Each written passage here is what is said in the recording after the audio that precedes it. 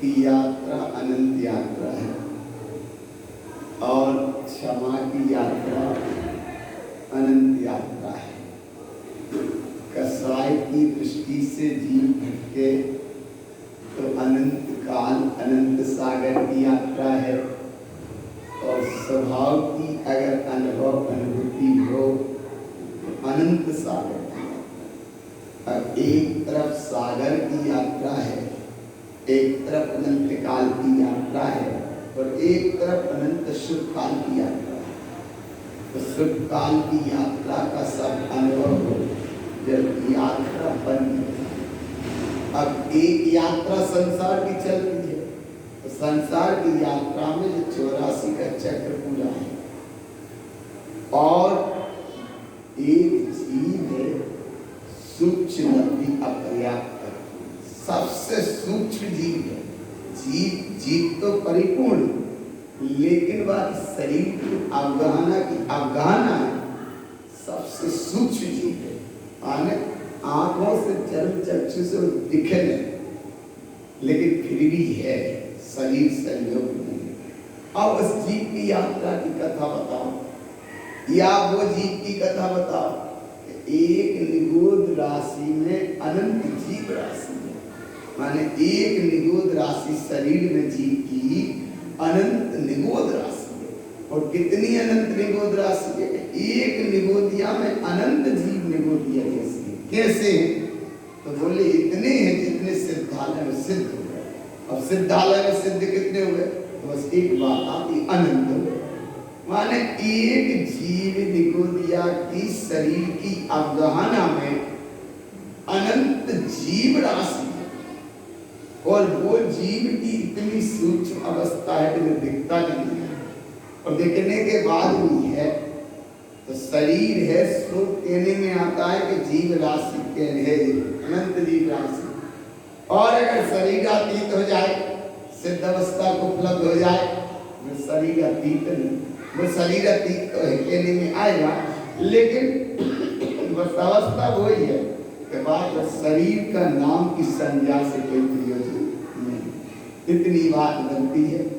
एक तरफ जब कसाई की यात्रा चलती है तो अनंत यात्रा है जीव की, और एक सिद्ध स्वरूप का अनुभव चले तो उस दशा का नाम भी अनंत सुख है। अब समय मिला है अनंत सुख की यात्रा करने को, समय मिला है अंतर स्वरूप को जागरण करने का, समय मिला है अंतर चैतन्य ज्योति के अनुभव करने का। प्रातः काल के इतने प्रश्न देखो या क्षमा वाणी के अंतर्गत भी देखो तो ये प्रसंग है। प्रसंग कौन सा प्रसंग है? कि जहां कर्म की उदय और कसाई की धारा मोह मिथ्यात्व के परिणाम चलते हैं, इस परिणाम की यात्रा की अनंत यात्रा है। अब इस अनंत यात्रा को कहां से देखो, कौन से सूत्र से देखो? तो कोई सा भी सूत्र देखो। कितने सूत्र हैं, कितने सूत्र हैं भगवान, कितने सूत्र हैं, कहीं से भी विचार करो तो एक ही सूत्र है, मिथ्या अज्ञान दशा में विचारा यह जीव भगवान आत्मा कसाई का पुतला हो रहा, कसाई का पुतला हो रहा। बताओ कैसे पुतला हो रहा है? बस ऐसा पुतला हो रहा है, समझ में नहीं आता पर होता है। ऐसी अवस्था को यहाँ गुरु बाबा कह रहे हैं, जहाँ कर्म की अवस्था का योग है तो जीव संसार में परिक्रमण करता है। और अगर कसाई की यात्रा से हट जाए, स्वभाव की साधना रत हो जाए, तो वो सिद्ध स्वरूप भगवान आत्मा है। ऐसे सिद्ध स्वरूप भगवान आत्मा को अनुभव करने का प्रयास करो।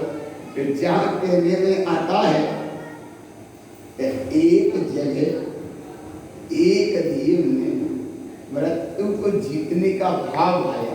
क्या भाव भाया? भाव ये भाया कि बस बोले मृत्यु को जीत लिए, मैंने मृत्यु को ही चुनौती दे दी इसने। अब कैसे दे दी? ऐसा योग बनाया उसने अपने अनुसार, पुतला देखते पुतला पुतला, उसने अपने अनुसार 40 पुतला बनाए। कितने पुतला बनाए? 40 पुतला उसने बनाए हुबहू स्वयं जैसे। और स्वयं जैसे बनाने के बाद एक घटना घटी। जब यमराज ने भेजा फरमान, बोले जाओ देख के तो आओ वो कहाँ है, कैसा है। आपको आता है लेने वाला, कोई घटनाओं में उलझना नहीं, भाव समझना केवल कि जैसे कैसे अपने आप से गलती करता रहता है। हूबहू जिसने अपने पुतले बनाए हो एक से, और वो बीच में बैठा है, बीच में, हाँ बीच में वो बैठा है, बीच में जो, और हूबहू। अब यमराज की दृष्टि भी बड़ी तेज, बोले गलती कहाँ हो रही है, बोले किनको लेके जाएं, कहा तो 40 से बिल्कुल एक से ही लग रहे हैं। अब उसने एक बात की, वो बात ये की, हे पुतले बनाने वाले, हे पुतले बनाने वाले, इतना बड़ा लाजवाब काम किया, इतना बड़ा लाजवाब काम किया, पुतले हूबहू बनाए, यहाँ कोई अब समझ में नहीं आ रहा कि आखिर है कौन। 1 से 40, लेकिन बस एक कमी रह गई। उसने क्या बोला, बनाए बिल्कुल 1 से समझ में नहीं आ रहा, लेकिन बनाने वाले बनाए बहुत अच्छे, एक कमी रह गई। वो बीच में जो बैठा था उसने कहा कोई सी कमी नहीं रही, बनाए सब हमने 1 से बनाए, बोले कोई कमी नहीं रही। और बोले बताते हो, उसने कहा एक कमी रही, तो वो बोलता है बीच में से क्या कमी रही, तो बस बोले जय कमी रही कि तुम्हारा आयु कर्म पूरा हो गया, अब बस नहीं सकते। कमी क्या लगे, बच्चे ही कर देते, क्या कमी रह गई, आयु कर्म पूरा है, बच नहीं सकते। तुमने बचने के लाने 40 पुतले बनाए, 1 से बनाए, हूबहू बनाए, पहचान में नहीं आई, तो आखिर तुम कहाँ, आखिर तुम कहाँ। तो बनाने वाले बहुत अच्छे बनाए, लेकिन उसने एक आवाज लगाई कि बनाने वाले बहुत अच्छे बनाए, लेकिन एक कमी रह गई। तो एकदम वो अहम बोला ना, कसाई का पुतला क्या बोला, बोले ये बोला कि कमी क्या रह गई, तो उसने कहा जय कमी रह गई, आयु तुम्हारी पूरी हो गई, अब एक क्षण भी यहाँ रुक सकते। एक कमी, तो ये जीव दूसरों से भूल नहीं करता, कब से भूल कर रहा है, स्वयं से भूल कर रहा है। कब की भूल है, अनादिकाल की भूल है। इस भूल का परिणाम है कि कहीं से भी कोई से भी सूत्र देखो, सूत्रों में बस एक ही कमी है भगवान।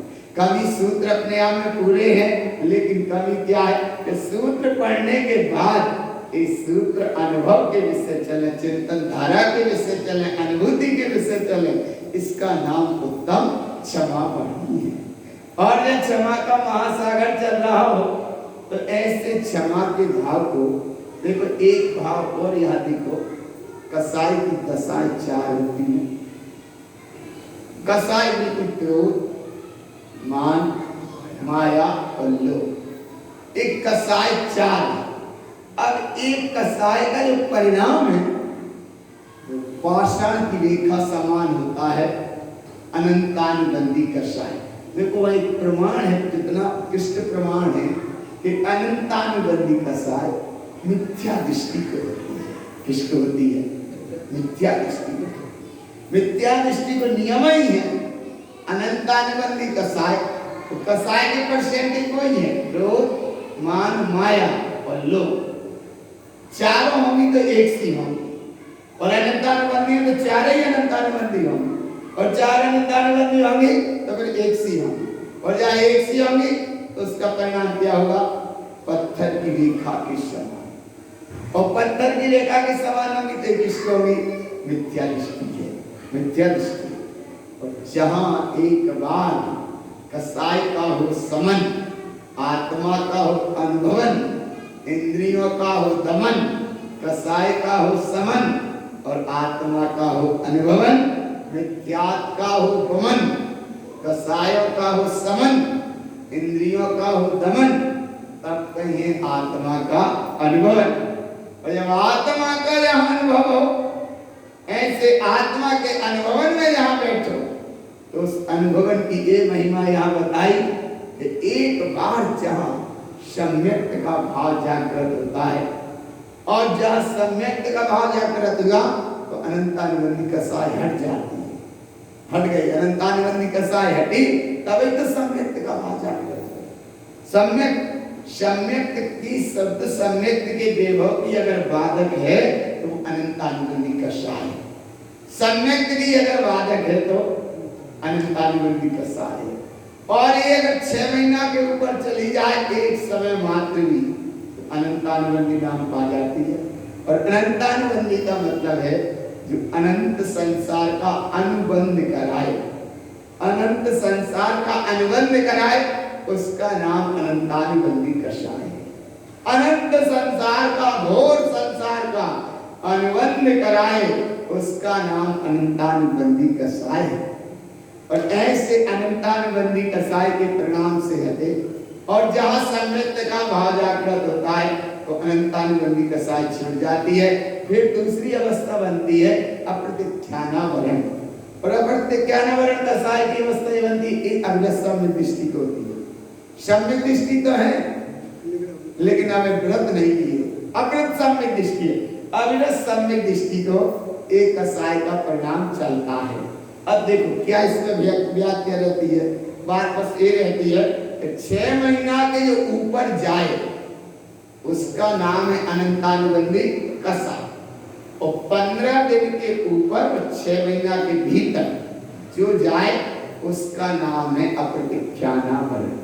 15 दिन के ऊपर और 6 महीना के भीतर इतने समय का परिणाम है उसका कौन सी कसाय का? अप्रतिख्यानावरण। अप्रतिख्यानावरण के और अनंतानुबंधी का मतलब 6 महीना के ऊपर जाए। 6 महीना के ऊपर जाए अनंतानुबंधी, और 6 महीना के भीतर और 15 दिन के ऊपर बीच के समय का परिणाम जो चले उसका नाम है अप्रतिख्यानावरण कसाय। और ऐसी अप्रतिख्यानावरण कसाय के बाद ये क्या नहीं होने देती, ये अव्रति है, अविरत सामयिक दृष्टि है, वृत्ति नहीं होता, माने व्रत धारण नहीं करने देती। व्रत धारण नहीं करने माने सम्यक चारित्र की, माने चारित्र गुण की जो पौरुषता जगने चाहिए वो उसको जगने नहीं देती, संयम को नहीं धारण करने देती। एक कसाय का परिणाम, इसलिए वो सम्यक दृष्टि है लेकिन अवृत्ति है। सम्यक दृष्टि है, अवृत्ति है, और एक कसाय का परिणाम है। और आगे चलते हैं, अगर आगे चले तो उस कसाय का फिर तीसरी अवस्था एक ऐसी है, देखो कौन सी रेखा है यहाँ, देखो एक रेखा पाषाण रेखा के साथ और दूसरी में पृथ्वी रेखा। पाषाण की रेखा अलग तरह की है, अनंतानुबंधी पत्थर की रेखा के समान जो बंधी है वो जाएगी चारों, क्रोध हो, मान हो, माया हो या लोभ हो, होंगी तो 4 होंगी, लेकिन कैसी होंगी? पत्थर की रेखा के समान। मान होगा तो पत्थर की रेखा के समान, लोभ होगा तो पत्थर की रेखा के समान, और क्रोध होगा तो पत्थर की रेखा के समान, और अगर माया भी होगी तो पत्थर की रेखा के समान। इसलिए अनंतानुबंधी को परिणाम बांस की जड़ के नाम से दिया। बांस की जड़ इतनी उलझी रहती है, सबरी बांस जड़ें सुलझ जाएं लेकिन बांस की जड़ सुलझती नहीं। इसलिए अनंतानुबंधी का प्रमाण, अनंतानुबंधी माया को बांस की जड़ की उपमा दी है। बांस की जड़, देखो उसका परिणाम कि बांस बिल्कुल सीधे रहते हैं लेकिन जड़ इतनी उलझी, इतनी उलझी, इतनी उलझी रहती है कि जड़ सुलझती नहीं है। इसलिए आचार्यों ने बांस की जड़ की उपमा दी है अनंतानुबंधी माया। तो ऐसी अनंतानुबंधी माया का कसाय का परिणाम रहता है, तो भीतर से इतना उलझा रहता, इतना उलझा रहता, इतना उलझा रहता है कि वो बांस की जड़ के समान परिणति उलझी रहती है। ऐसी अवस्था को यहाँ दिया। तो अब पहली कसाय काय में गई? पत्थर रेखा के समान 4, और दूसरी जाएंगी तो काय में गई? पृथ्वी रेखा, पत्थर की रेखा अलग तरह की है और पृथ्वी की रेखा अलग तरह की है। पृथ्वी पर रेखा खींचते होगी मिट जाएगी, आया ना, लेकिन पत्थर पे खिंच गई तो अनबान मिटती नहीं। तो अनंतानुबंधी कसाय माने पत्थर के रेखा के समान, और अप्रतिख्यानावरण कसाय का परिणाम है, उसका नाम है पृथ्वी रेखा के समान। वो मिट सकती है, मिट सकती है। आया कि कितना परिणाम दिया, और एक कसायों का परिणाम है जो आज कसाय के परिणाम के कारण उत्तम क्षमा को धारण जीव कर नहीं पाता, या उत्तम क्षमा का दिल निकल जाता है और दिल में उत्तम क्षमा उतर जाए, दिल में उत्तम क्षमा आ जाए, चैतन्यता का अनुसरण होने लगे, उसका नाम उत्तम क्षमा है। और ऐसे उत्तम क्षमा की महिमा यहाँ पर बताई, और ऐसे उत्तम क्षमा की महिमा यहाँ बताने के साथ में और आगे क्या बताते हैं, तो अब इतना भाव पकड़ में आ गया। बस एक बार पक्का कर लो, एक बार पक्का ये कर लो कि अनंतानुबंधी कसाय का परिणाम कैसा है, पत्थर की रेखा के समान।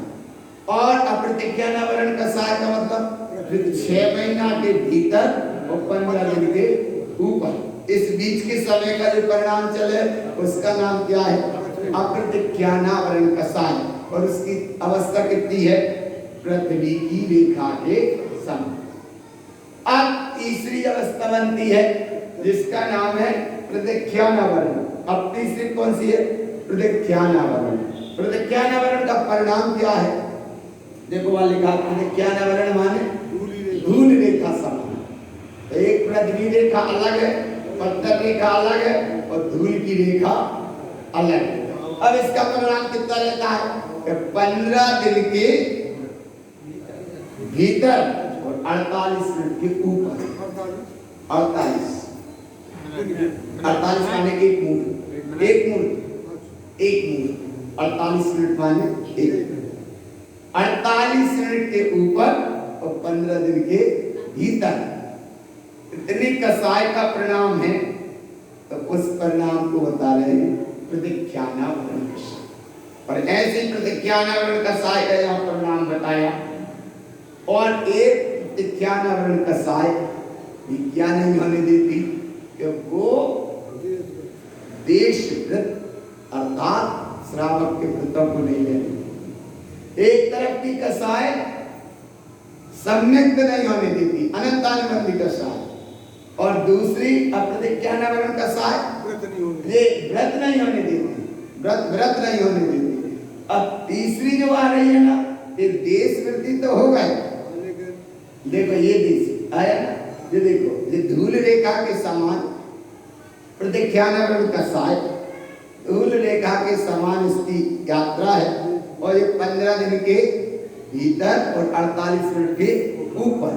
तो इतनी कसाय में क्या हो गया, इतनी कसाय देश वृत्ति तो हो गया, अणवृत्ति तो हो गए, श्रावक हो गए, लेकिन अब साधु नहीं हो पाए, साधु नहीं हो पाते।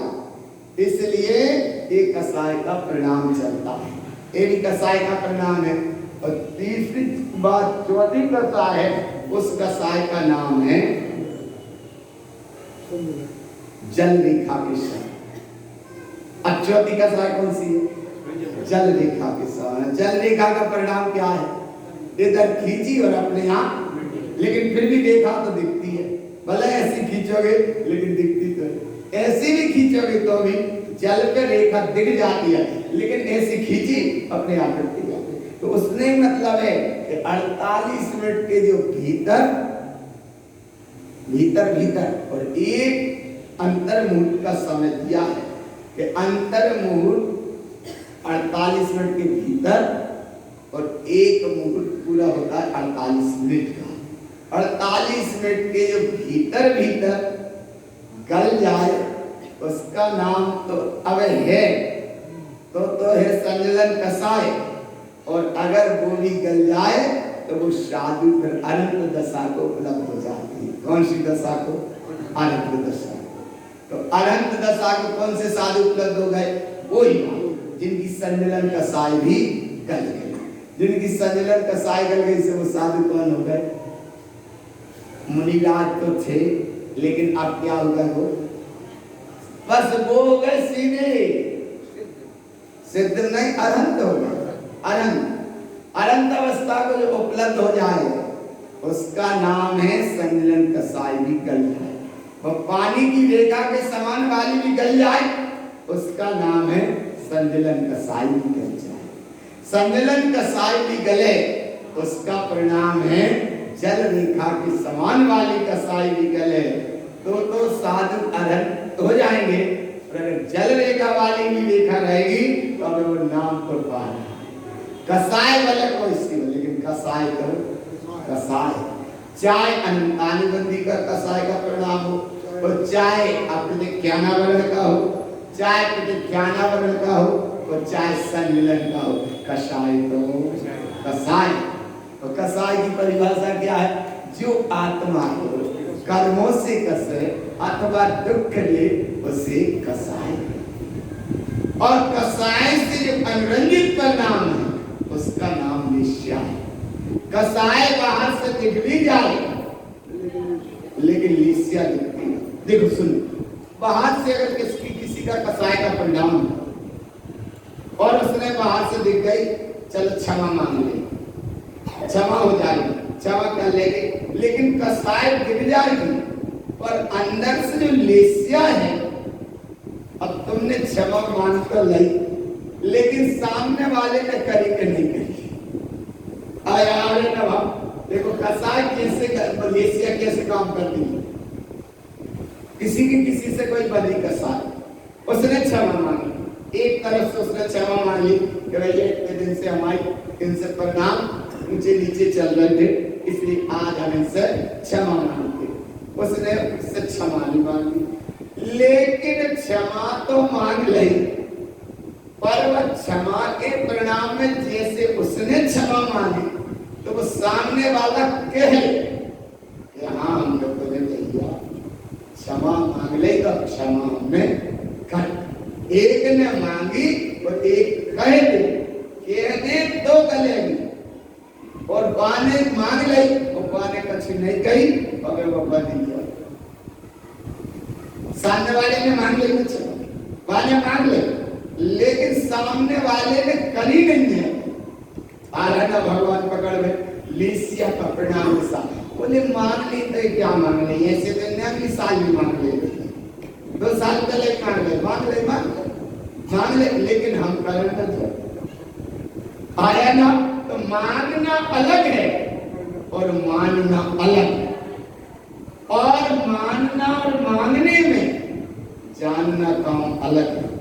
तो जान रहा है ना, जैसी आज इन्होंने क्षमा कही ऐसी तो अगली साल भी कही थी। जानने में आ गया ना परिणाम, जैसी आज कही ऐसी तो अगले साल भी कही थी, और अगले साल भी यही कही थी जो आज कह रहे हैं, और अगले साल भी यही कही थी। बोले 2 साल से ऐसी कहता रहे हैं लेकिन हमें हम करें जब आया ना भगवान। तो मानना, मांगना और जानना, 3 काम चलते हैं।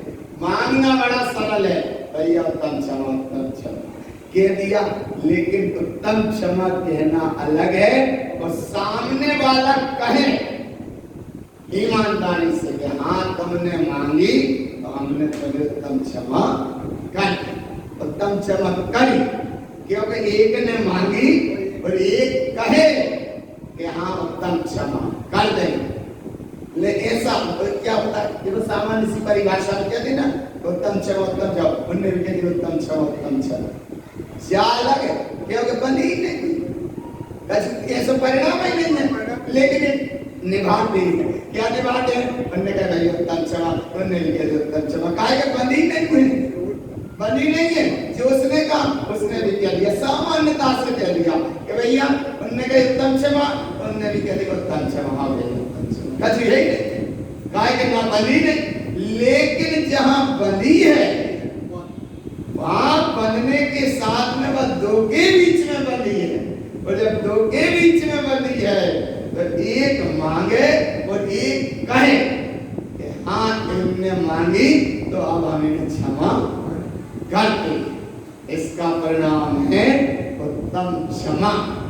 और आज ऐसे उत्तम क्षमा के परिणाम अंदर से निकले अंदर से ऐसे भीग जाओ, अंदर से ऐसी अंदर धारा चलने लगे कि भगवान सब कुछ चला जाए लेकिन मेरी उत्तम क्षमा न जाए। सब चला जाए और जो जाएगा वो सब है, और जो रहेगा जानेगा वो ज्ञान स्वरूपी भगवान आत्मा है। इसलिए सब जाए लेकिन मेरी उत्तम क्षमा न जाए। और ना जाए का मतलब जब घटना घटे तब समझ में आए, तब है उत्तम क्षमा। ऐसे क्षमा के परिणाम एक जगह ऐसी घटना बिल्कुल घटी, बिल्कुल सत्य घटना जैसी स्थिति है। पड़ोसी की पड़ोसी से बोला चालू और संयोग की बात उससे लग गया करेंट। एक अब बोले करेंट तो लग गया, अब देख रहा है लेकिन बोलना नहीं है। बस क्या कर रहा था, बोलना नहीं है। कसाय देखो कैसे आरा भाव पकड़ेगा। अरे बोले उसने जल्दी से सूखा बांस उठाया और उसमें तार में मारना था या उसके हाथ में मारना था, वो हाथ में मारा और वो गिर भी गया, बच भी गया। बच गया माने बच गया, लेकिन माने बचा लिया, बोला नहीं। क्यों नहीं बोला? कसाय बोलना नहीं। और संयोग के बाद वो पड़ोसी के उसने देख ली। अरे इसने इसे डंडा मारा, वो नहीं देखा कि करंट से लगा था, सोए से गिरा है, बच गया। पर पड़ोसी ने देखा, अरे बोले वो हाथ में डंडा लाए और उन्हें डंडा मारो, वे गिर ही गए नीचे। वो सुन ही नहीं पाया, निर्णय नहीं कर पाया और वो एक डंडा उठा के ले आया। आरा भाव पकड़ गया। आरा वो डंडा लेके आ गया। वो कह रहा कि भैया हमने डंडा इस सभी काय से नहीं मारा, वो उससे तो बोल रहा है लेकिन बात आरा न भगवान आत्मा। तो जी कसाय के परिणाम अनंतानुबंधी ऐसे चले जाते हैं, चलते रहते हैं, अनंत यात्रा चलती रहती है, जिसका नाम है अनंतानुबंधी कसाय। और अनंतानुबंधी कसाय के परिणाम में एक ने मांगी और एक कहे ईमानदारी से कि हाँ हमने तो क्षमा कर, तो क्षमा है। और नई बाने मांग ले तो बाने कभी नहीं गई तो क्षमा नहीं भगवान। इसलिए क्षमा बहुत गहरी चीज है। और इस क्षमा का परिणाम अगर संजलन कसाय का परिणाम भी है तो वो साधु अनंत अवस्था को उपलब्ध नहीं हो पाते। और अगर अनंतानुबंधी कसाय का योग है तो सम्यक को उपलब्ध नहीं हो पाता जी। और अगर प्रतिज्ञानावरण कसाय का योग है तो वो अप्रति से प्रति नहीं हो पाता। और अगर वो प्रतिज्ञानावरण का उदय है तो वो वृत्ति से महावृत्ति नहीं हो पाता। और अगर संयम का उदय है तो संजलन का साय में वो साधु अनंत नहीं हो पाते। इसीलिए कसाय बड़ी विचित्र है। गुरु महाराज ने गाथा कही, कसायम जिन उत्तम चा। कसाय का परिणाम कहा परमात्मा ने, क्योंकि कसाय माने कषाय है। कसायम जिन उत्तम चा चत्वारि अनंत वंदनम। कसाय के भेद बताए, अनंतानुबंधी की अपेक्षा 4 भेद है इसके। कसायम जिनम उत्तम चा चत्वारि अनंत वंदनम। और आत्मा के ज्ञानी जी तिक्तन्ते शुद्ध दृष्टि चा, जो आत्म दृष्टि है वो उसका कसाय के परिणाम का त्याग करता है। तिक्तन्ते शुद्ध दृष्टि चा। और कसाय का त्याग हुआ तो क्या हुआ? मुक्ति गमनम च कारणम। मोक्ष जाने में कारण सच्चा है तो एक कारण है कि अनंतानुबंधी कसाय या कसाय का परिणाम छूटे। कसाय के परिणाम छूटे, संसार के चक्र तब छूटे। मुक्ति गमनम च कारणम, ये मोक्ष की मार्ग की तैयारी है। ऐसे कसाय के परिणाम को यहाँ गुरु महाराज ने कहा, जिन्हें परमात्मा ने भी कहा और ये बोर्ड पे भी यही लिखा। इसलिए ये बात अनुभव से लो, प्रीति से लो, प्रतीति से लो, क्योंकि कसाई के परिणाम को देखा। राजा अरविंद के दो पुत्र, एक मारभूति और एक कमट, और संयोग की बात दोनों जीवों की दशा देखी। एक बार मरुभूति छोटा है, कमट बड़ा था, और वो मरुभूति कहीं बाहर गए और इधर कमट की दृष्टि बहुत समझो छोटे भैया की आने को उस पर कुदृष्टि का परिणाम चला गया, और ऐसा परिणाम गया बस कसाई का परिणाम शुरू हो, और संयोग की बात बस दृष्टि गई तो दृष्टि गई, इतना लगा नहीं होगा। और जब वहां से आने के बाद वो चर्चा हुई, पिता को बड़ा वो एक भाव आया। क्या भाव आया? वही भाव आया, और ये भाव आया तो उसे निकाले के लिए यहां से वो कसाई अनंतान मंदिर को चली जीप की, और वो चलती गई चलती गई चलती गई, और जाकर वो एक साधु का रूप उसने धारण किया कमठ में, और एक शिला लेकर वो ताप से तप तप तपने लगा, और इधर वो मरुभूति आया। अरे ये सब क्या आखिर है? तो मेरी तुम जाकर क्षमा को भाग, इतना सब देखने सुनने और सबके बाद भी वो कह रहा जाके संबोध दे भाई, संबोध दे।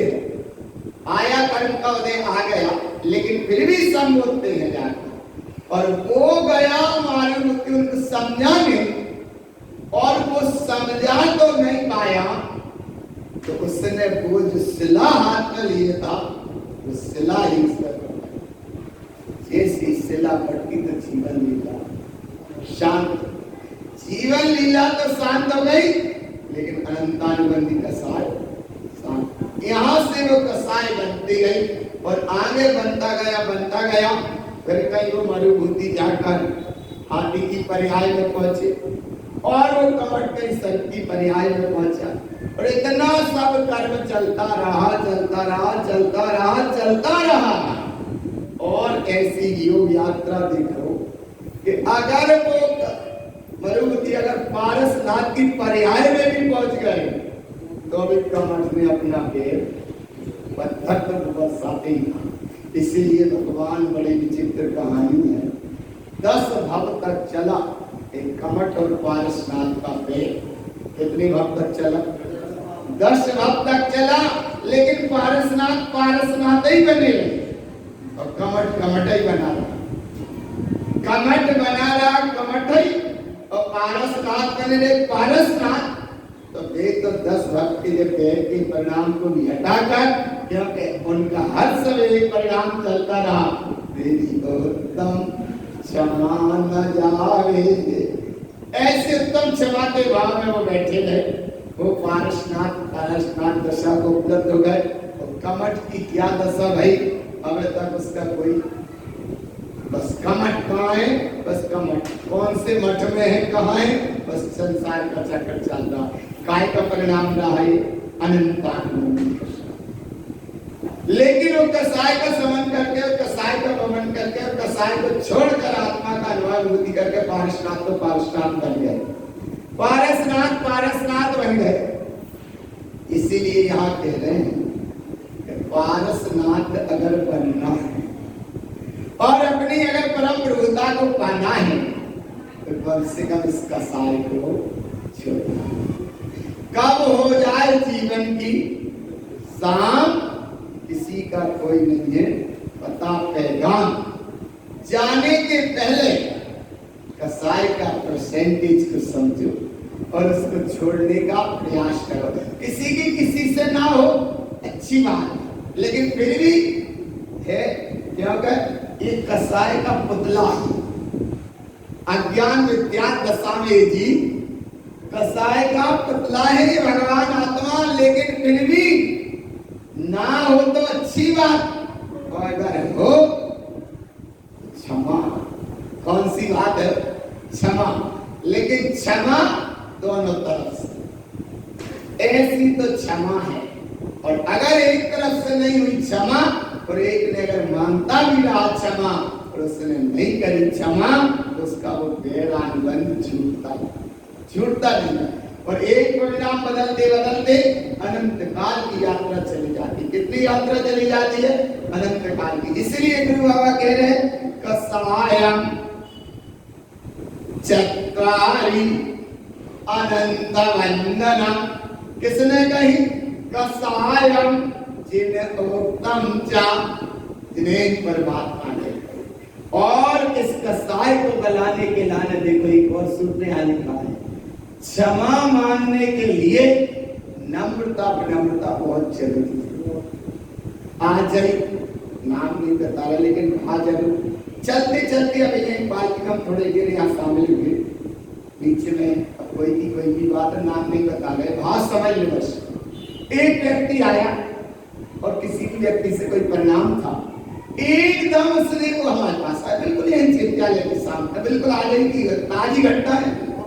अब सामने वो आए और वो एकदम हम सब जैसे से करता, चलो कहते हैं कोई पूछे अरे बोले, और वो सामने खड़े थे और उनने कहे या उसने कही कि भैया उसने कही कि बोले हमने इन सब बहुत दिनों से बोला चाली, अपन दिन ही मान लो, बहुत दिनों से बोला चाली नहीं थी, अब कोई भी कसाय को परिणाम दो, आज हम क्षमा मांगते। तो हमने कहा भैया रुका दी, कछ देर नहीं वाल भी और सामने और मांग लेंगे, और मांगने के बाद इतना अच्छा। अब हमने कहा यह सही नहीं, कम भैया जल्दी से कोई आदमी लगती, तो हमने कहा आदमी दूसरे ने लिया, कोई न लाए, भैया गाल क्या हो गए बताओ? जिसने थी उसने भी कही, उसने भी आंखों में आंसू, जिसकी भी कोई परिणाम रहे उसने भी कह के भैया, उससे भी आंखों में आंसू आए। कितनी सी देर लगी, वर्षों पुरानी, और एक सेकंड नहीं लगा आया ना परिणाम। इसका माने एक सेकंड नहीं लगा। हमें भी कोई जानकारी तो थी, इनके सामने आवेगा, लेकिन क्या है कब कौन के परिणाम कहाँ बदल जाए भैया। क्यों? प्रथमम भाव शुद्धम चा, और आगे कहा परिणाम बंध मुक्तम चा, परिणामों से ही बंध है, परिणामों से ही मुक्ति है। इसलिए प्रथमम भाव शुद्धम चा, सबसे पहले शुद्ध भाव, और शुद्ध भाव के लाने ऐसा प्रमाण दिया कि भाव की अगर शुद्धता का परिणाम बनता है तो कहीं ना कहीं बीच में कल कसाय की धारा आती है। और जब तक जीवों का समागम रहता है तुम जा कह सकते हो नहीं, देना तो जी, और भले तुम कहीं चले जाओ लेकिन वह धारा चलती रहेगी। तो भगवान आज जी अनंत अनंत जीवों के दुख को सामने देखते हैं। चला जा रहा है एक व्यक्ति और पीछे से कोई तेज गति के जीव ने आके सींग मार दी, से बेल ने सींग मार। तो इतने जने जा रहे थे, वो एक को क्यों मारा? बताओ इनको क्यों? तो बोले इसलिए सींग उसको लगी कि उसने कभी की वो कसाई बनी थी, कसी कर आया ना बनना। 25 जनों के बीच में उसने एक को क्यों मारा? तो क्यों बनी थी। ऐसे ही भगवान आत्मा कसाई बिल्कुल ऐसे रोम से हो जाओ, ऐसे मौन से हो जाओ, का बिगड़ रहा हो? बताओ एक बार सुनो, अनुभव की बात बताए। अच्छे में तो अच्छे हो नहीं पा रहे। आज की अवस्था देखो तो इतनी भौतिकवाद की अंधी दौड़ चल रही है, इतना भौतिकवाद का प्रचंड प्रकोप चल रहा है, और शरीरों में सेनन है नहीं, शरीरों में दम है नहीं, और बोले हम कोई से कम। शरीर में दम है नहीं और कहते हम कोई से कम है नहीं। और जहां अकेला रहा वहां तो केवल मैं, और जरा सा परिवार बड़ा सो उन्होंने कहा मैं, तो उन्होंने कहा तू, तो फिर वहां बोले मैं तू, एक थे तब तक मैं और दो भाई सो तू। बोलने का मैं तू, और जब वो दो मिले तो क्या होने लगा, तू मैं तू और जय को नाम अनंतानबंदी का साई। अकेले थे तब तक ठीक, इसीलिए जब तक दो पैर थे, अकेले थे, तब तक ये मनुष्य था, इंसान था। गृहस्थी जुड़ गई, दो पैर और जुड़े तो चार पैर हो गए, और चार पैर हो गए तो जानवर जैसे हो गए, और एक घर गृहस्थी में और बढ़ा। अब ये पंडित जी एक भजन सुनाएंगे, रेल चली भाई, खामगांव से आए, महाराष्ट्र से आए, पर्यवेक्षण पर में गए थे तेज गाड़ी, एक इनका भजन चली, सुनना तो रेल चली भाई, बस यही समझ लेना, उसका मर्म भाव समझ लेना। तुम देखो क्या कि जब दो है, एक पैर था, दो पैर थे, अकेला था, और दो भाई तो चार पैर, एक और बेटा उसमें बड़ा, छह पैर हो गए। अरे मकड़ी के तो 8 पैर होते, और वहां में एक बेटा, कोई परिवार बड़ा तो 8 पैर भाई, तब वो मकड़ी होगी। और भगवान ज्यादा बढ़ता गया तो वो कन खजूरा हो गया, और ज्यादा पैर बढ़ते गए फिर सर्प हो जाता, सर्प माने बाकी बहुत पैर हो गए। इसलिए भगवान समय बहुत थोड़ा सा है, ना मैंने करना ना तू करना, और एक भाव तुम माना, ऐसा भाव माना कि मेरी पर तुम क्षमा ना जाए। तुम मांग लो, कुछ नहीं बिगाड़ना भगवान। गलती देखो, एक दिन और हमने सूत्र बताया, और इतना अच्छा सूत्र बताया था कि तप का फल अनंत है, थोड़ा सा नहीं, तप का फल अनंत है, लेकिन उस अनंत फल को आकांक्षा करके उसे तुच्छ कर लेते हैं, और तुच्छ हो गया, और तुच्छता के अनुसार थोड़ी बहुत वस्तु मिल भी गई, तो उस वर्तमान की वस्तु को भोगने में पूरा अपना समय शक्ति उपयोग लगा देते हैं, तो मिलना था तप का फल अनंत, वो इतने से में मिलेगा, इतने से में निकल गया। अरे जहां तुम्हें मिलना था, एक सम्राट विराट सत्ता मिलना थी, माने ऐसा समझ लो जैसे गिफ्ट नहीं में समझ लो कि मिलने की बड़ी गिफ्ट, और मिल के रह गई पेन।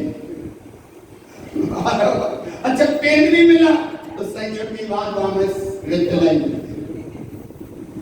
अरे चुप कैसे गए, बोले कहाँ मिलना था तुम्हें बड़ा, और कहाँ मिलके देखो, एक पेन मिलो, पेन भी अभी कागज तो पढ़ो, रिफिल ही नहीं। अरे बोले कंपनी से आया था, तो बोले कौन कंपनी में वापस कर बेटा, बोले तुम्हारी किस्मत पे भी नहीं रिफिल को आया भाव पकड़ो।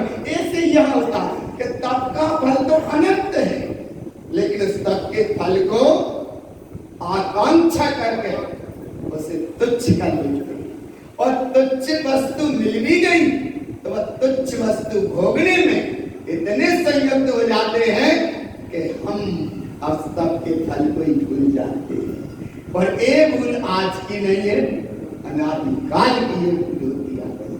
कब से आ रही है? अनादिकाल से।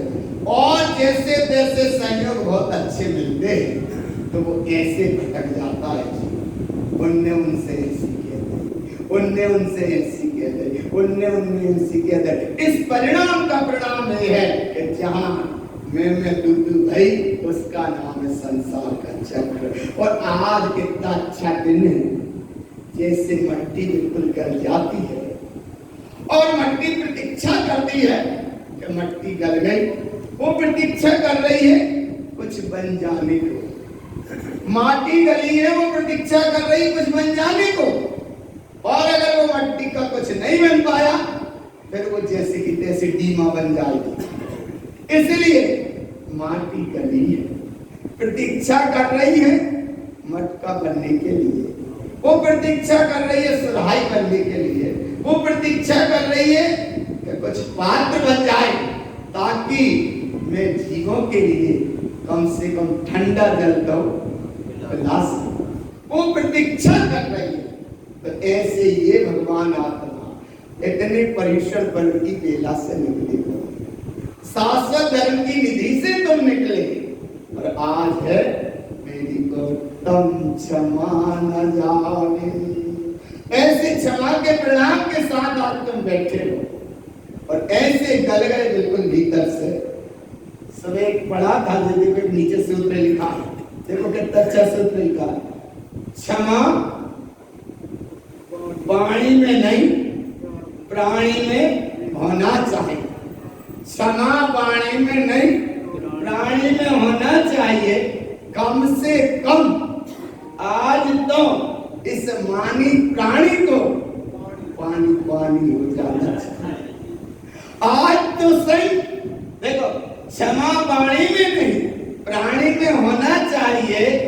कम से कम आज के दिन इस मानी प्राणी को पानी पानी हो जाना चाहिए। पानी पानी, देखो कितना है, सूत्र तो वही है ना। लेकिन भगवान भीतर अगर कहीं है मनमानी, आया ना मनमानी, मनमानी माने संसार, मनमानी कसाय, अगर तो सब जानते ही, कसाय माने कसाय, कसाय माने मनमानी, मनमानी अनंत संसार। इसलिए भगवान जहां है मनमानी वहां है खेचा तानी। जो हता अमृत, जो हता पानी, जो हता अमृत, जो हता पानी, वो हो जाता जैन की क्षमा। इसलिए भगवान मेरी उत्तम क्षमा न जावे। अगर है तो मांग लो, और नहीं है तो अभी मांग लो, अच्छी नहीं बिगड़ेगा। देखो एक और बताया कि अगर गलती करी तो भी सह लो। तो बोले क्या, सुनती हो, गलती नहीं करी तो सह लो, तुम्हारा प्रायश्चित हो जाएगा। और गलती अगर करी है तो अभी सह लो तो प्रायश्चित हो जाएगा। और नहीं भी गलती करी तो अभी सह लो, तुम्हारी तपस्या हो जाएगी। बोले क्या भाई? तो बोले उनकी नहीं मांगी, हमने तो मांग ले। तो अब मांग ले, कोई बात नहीं, तुम तो मांगत जाओ पारसनाथ जैसे। कमट भले पत्थर बरसात जाए, लेकिन तब तो मांगते ही जाओ। अगर कहीं पारसनाथ पारसनाथ ना होते तो भी कभी पारसनाथ हो ही नहीं पाए, और एक दोनों एक से हो जाते। आया ना भगवान आत्मा पकड़ में एक जगह बिल्कुल सत्य अनुभव की बात, किसी शिला पर बैठकर कोई साधु ध्यान कर रहा है, और संयोग की बात वो नदी के तट पर बैठ गए, और ऐसी यात्रा में बैठ गया, ध्यान करने ही बैठा ही ध्यान। और वहां आता था एक धोबी, उसी पत्थर पे एक पत्थर था, वो कपड़े धोता था, उसका काम वो करता था, और वो बैठ गया, उसे पता नहीं। उसने आके कहा कि भैया कैसे जाओ, हम लोग कहीं काम है और कहीं ऐसे स्थान है नहीं है, तुम जाकर ध्यान कर लो, हट जाओ ये छोड़। लेकिन वो मानी नहीं हटा, और नहीं हटा तो वहां का टाइम हो रहा, बहुत बार बार कई बार कई, अब वो नहीं माना तो भी उसने उसे उठाया और ऊपर घाट तक ले आया। अब साधु भी साथ, दोनों एक से, और अब दोनों में होने लगी। आधा यार भाव पकड़ने का, तो केवल बस इतना भाव रखना, मेरी तो उत्तम, बस केवल इतना सा भाव रखो, मेरी तो उत्तम क्षमा न जावे। आप वो दोनों मान लो, दोनों बड़ी विचित्र। साधु ने कहा मैं फिर भगवान को याद करता हूं, तो उसने जल्दी भगवान को याद किया, तो भगवान ने सुन भी लिया। अब भगवान ने सुन भी ली, उलझ मत जाइए उदाहरण में, नहीं तो तुम भी ऐसे ही लड़ो, फिर भगवान ने बुलाओ। हम भाव बता रहे थे, ओ जिससे भगवान ने सुनी और आ गया, बोले चलो रक्षा कर दी। लेकिन इधर पता पड़ा कि साधु तो साधु ही था, वो बिना वस्त्र का था, कोई फक्कड़ होकर के आया ना, उसने भगवान आए, भगवान ने सुनी, इतने में वो धोबी फटे पुराने दो कपड़ा पहने, तो सुबह के थी उतर गए, माथे भी उतर गए। अब दोनों के कपड़ा उतर गया, और भगवान सामने देख रहे। आप बोले बड़ी विचित्र कहानी, आप कौन की रक्षा करें? अरे भाग पकड़े। बोले जिसने शिष्य ने मुझे याद किया है बाकी रक्षा करे कि जाति रक्षा करे। बोले है तो एक से समझ में नहीं आ रहा, रक्षा कौन की करे? तब भगवान थे, वे समझ रहे थे, लेकिन बोले अगर एक की रक्षा करी तो यहाँ अन्याय हो जाएगा, क्योंकि वो भी ऐसा ही है और अपन भगवान। इसलिए अब कुछ देर उनकी यात्रा चलती रही और जैसे तैसे वो अपने काम से गया और हो गई उनकी, उसने पत्थर भी छोड़ दिया और वो अपने काम पे चला गया और भगवान का गुस्सा होता होता चला गया। बोले भगवान ने सुनी नहीं है, अब हम तो भगवान बिल्कुल याद करेंगे ही। तो भी अपने काम में लग गया। थोड़ी देर वो ऊपर गया और वहां ने फिर भगवान मिल गए। अरे बोले तुमने भी बड़ी गलती करी। बोले क्यों? अरे बोले जब हम तुम्हें याद कर रहे थे तुमने ऐसे टाइम पे हमारी रक्षा नहीं करी, बोले ऐसी परेशानी ऐसी रही। तो बोले सुन तुम आए नहीं? तो भगवान ने कहा हम तो आए थे। अरे तो बोले आए थे तो हमारी रक्षा तो करने थी, बचाना तो था। तो भगवान कहने लगे हम चक्कर में पड़ गए कि बचाए कौन? अरे बोले तुम्हें इतना समझ में नहीं आया भगवान हो तो इतना तो करना था, हमारी रक्षा करना थी, उसे इतना वो करना था। बोले सुन रक्षा तो करने को भाव था, आ गए थे बिल्कुल, लेकिन तुम इतने मस्त हो गए थे लड़ने में, एक तो हमारी तरफ तुमने देखा ही नहीं और हम जब चक्कर में पड़ गए कि रक्षा करें तो कौन की? तुम भी कैसे? तो बोल तुम भी कैसे? अरे तो बोले वो तो धोबी था, लेकिन भले वो धोबी था लेकिन तुम और वो तो ये सही थे, इसलिए हमें रक्षा क्यों नहीं कर पाए? क्या बोले भले वो धोबी था लेकिन वो भी बिना वस्त्र का और तुम भी बिना वस्त्र के, लेकिन हम तुम्हारी रक्षा करके आए। लेकिन अगर तुम्हारी रक्षा करते और बाकी रक्षा ना करते तो अन्याय हो जाता। इसलिए अरे वो तो धोबी था, तुम काय धोबी हो गए? आ रहा है भगवान, इसलिए मेरी तो तुम आ रहा है ना भगवान आत्मा पकड़ में। और नहीं नहा के व्यक्ति निकलता है, घाट पे से निकल रहा है और सामने वाला कचरा डाला से झाड़ू से टच कर दे रहा है, वो बार बार जा रहा है, फिर आता है, फिर वो टच कर देता है, वो मिल जाता है, फिर आता है, फिर जाता है, फिर जाता है, इतना बार बार भगवान। अब तो बार तीसरी चौथी बार इतनी गुस्सा आई एक दूसरे जगह, इतनी गुस्सा आई कि उसने एक पत्थर उठाया और वापस जैसे थोड़ा सा चोट कर भी दी तो वहां ने कहीं क्या बताया तो मेरे लाने झाड़ू लगी तो तुम 3 बार डुबकी फिर लगा दो, लेकिन तुम क्या बताओ झाड़ू लगी तुम तो 3 बार दोबारा नहा के फिर शुद्ध मानने लगे और हो गए, लेकिन तुमने जब पत्थर मारो जब हमें कसाई लग गई, अब जब कसाई बताओ हम कहाँ धोबी जाए? बताओ तुमने तो मार दिया, कहाँ जाए धोबी, कहाँ जाए धोबी? तो उसके संत को कोई जवाब नहीं देता। भगवान झाड़ू लगी तो तुम तो डुबकी लगा के फिर शुद्ध मारने लगे, लेकिन तुमने जो पत्थर मार दिया एक कसाई की चोट हमें लगी। अब जी हम कसाई कहाँ धोबी जाए, जल्दी बताओ। तब साधु ने उस चीज का एहसास किया। क्या एहसास किया? कि ना मालूम किस समय तुम्हें कौन कहाँ कोई करा दे, इसलिए समय बहुत अल्प है। और भावना भाव, इतनी भावना भाव कसाई के प्रणाम कहीं किसी से कोई के ना बने हो, ओ भैया बने हो तो मांग लो, कुछ नहीं बिगड़ रहा आया ना भगवान, मांग लो मेरी उत्तम क्षमा न जाने कोई कितना ही,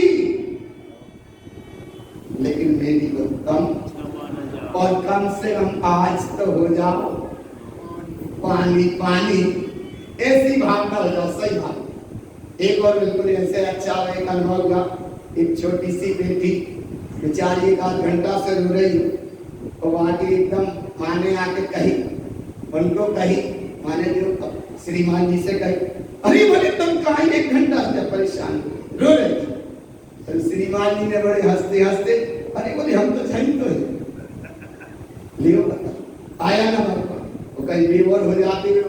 अरे तो बोले 1 घंटा से ढूंढ रही है, तो कहा करे हम लोग ठेका थोड़ी बाल के निकल रही है, आए ना बेटा को हम संभाल दे, बेटी को तू संभाल है भाई के भाई, लेकिन कच्ची अरे क्या हो गए, तो आनंद से हो गए बेटी बात तनक से, हाँ शांत, बिल्कुल शांत। इसीलिए भगवान हर समय मेरी को तम क्षमा न जावे, एक परिणाम लेकर उठना और ऐसी दशा को लेकर उठो, क्योंकि समय भी समय के अनुसार है।